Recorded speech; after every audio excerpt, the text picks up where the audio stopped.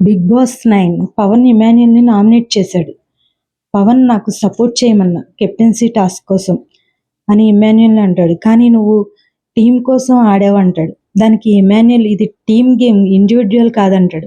ఇంతలో కళ్యాణ్ నువ్వు ఎందుకు రెడ్ టీంతో డీల్ కుదుర్చుకున్నావు, నేను సపోర్ట్ చేయమని ఇమ్ము అని ఎప్పుడో అడిగిన దానికే నన్ను డీల్ అన్నారు, మరి నువ్వు చేసింది ఏంటి అని కళ్యాణ్ అనగానే మధ్యలో రీతు వచ్చి నార్మల్గా జరిగే నామినేషన్ పెద్ద గొడవ చేస్తుంది.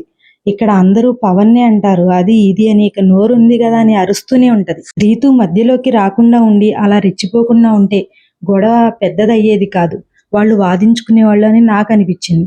కెప్టెన్ అయితే చాలు ఏదో పొగరుగా మాకన్నా తోపులు లేరన్నట్టు బిహేవ్ చేస్తున్నారు. అంత పెద్ద గొడవ అవ్వడానికి కారణం నా దృష్టిలో అయితే రీతుని.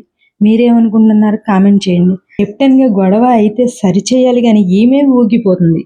ఓవర్ కాన్ఫిడెన్స్ అనిపించింది నాకు రీతుదైతే. మీకేమనిపించిందో కామెంట్ చేయండి.